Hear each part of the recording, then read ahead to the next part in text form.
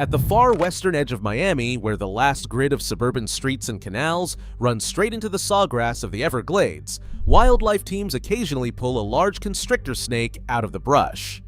In a state that has spent years at war with a giant invasive python, this would seem like routine work, one more monster snake removed from the wetlands. Except the people who handle these particular animals know to look closer, because this is not the same snake. It is a python, yes, thick-bodied and powerful and far too large to belong here. But it is not the species that the entire state, and much of the country, has been hunting. It is a different giant from a different continent, and it has been living and breeding in this one narrow strip of ground for a very long time. The reports of it are sparse and quiet, and that is the first strange thing about this case.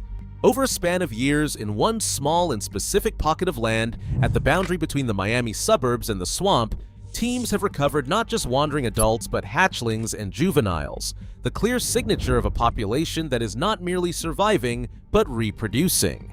Young snakes mean nests, nests mean a breeding population, and this has been documented on and off for the better part of 2 decades, all while the headlines, the funded hunts, the television specials, and the public alarm have been aimed almost entirely at a different snake in a different part of the Everglades. One giant python became a national story. The other one, quietly setting up a family a few miles away, became a footnote.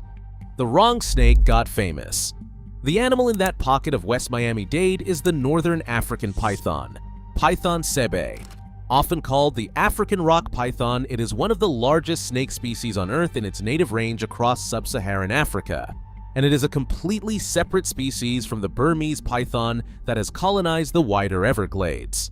2 different giant constrictors from 2 different continents, both loose in the same corner of Florida. And that single fact reframes the entire situation. The question is no longer whether a giant snake can live and breed in South Florida. That has been answered emphatically, tens of thousands of times over, by the Burmese python. The real question is what it means that a second one, unrelated and unwatched, has quietly established itself on the doorstep of the first. The plausibility of that, and the reason it matters, rests on 4 things. The first is the source, and it is entirely man-made. South Florida is the closest thing the exotic pet trade has to an open door. For decades, live giant snakes flowed into the region as pets, and giant snakes, over a long enough time, escape enclosures or get released by owners who can no longer manage a growing, powerful animal that eats rabbits and does not want to be held. The Burmese python arrived that way. So did the African rock python. There is nothing mysterious about the arrival mechanism. A subtropical climate that mirrors the snake's homeland, a steady supply of released animals, and a vast wetland next door with abundant prey and no natural check on a constrictor this size. The wonder is not that it happened. The wonder is that it happened twice, with 2 different species, and only one of them got the country's attention. The second is the foothold, and this is where the case gets genuinely peculiar. Unlike the Burmese python, which spread across thousands of square miles of the Everglades, the African rock python has stayed, so far, remarkably confined.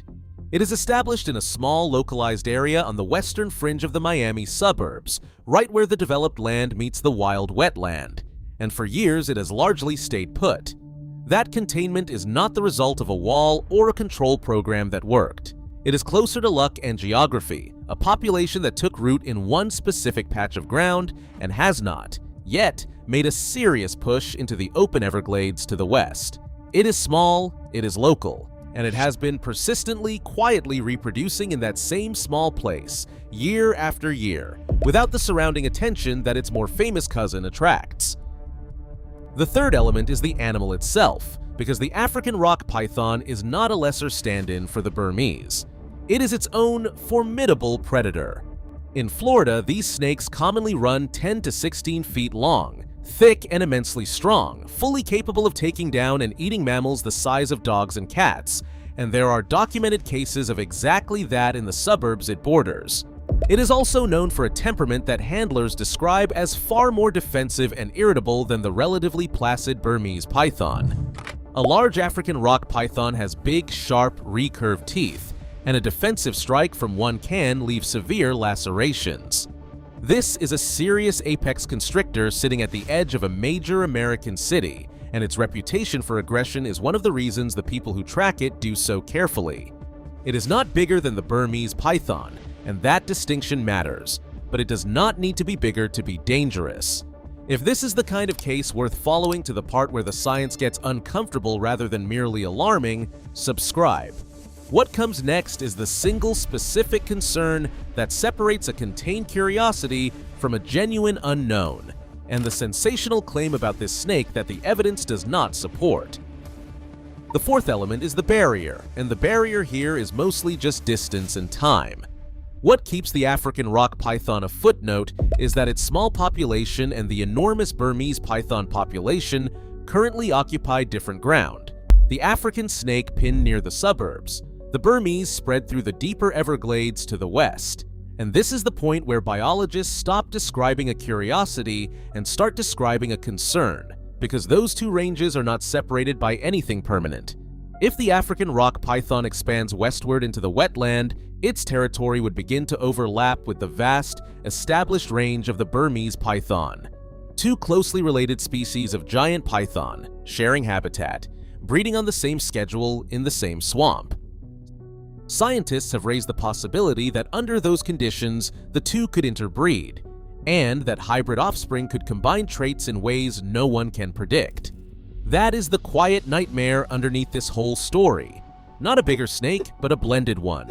An animal that does not currently exist, produced by the meeting of two invasions that were never supposed to be in the same place. There is precedent for the general worry, if not for this specific event. Closely related animal species, held apart for ages by oceans and continents, have repeatedly produced hybrids once human movement threw them together into the same habitat.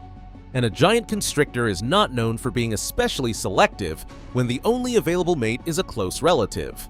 The Everglades has already done the thing that was supposed to be impossible, sustaining year-round populations of tropical giant snakes at the edge of a temperate continent. Whether it can also become the place where two separate python invasions quietly merge into one is not a question with a reassuring answer, only an unknown one. The skeptic's objection at this point is fair and important. It is that this is a tiny, contained population of a few snakes in one small patch of ground, that it has stayed put for 20 years and may simply die out or remain a local oddity forever, and that the hybridization scenario is speculation stacked on a maybe. All of that has force. The population is small, its westward spread is not inevitable, and the honest state of the science is caution, not catastrophe. But containment achieved by luck is not the same as eradication achieved by design, and a population that has quietly reproduced for 2 decades has already outlasted every prediction that it would fade on its own.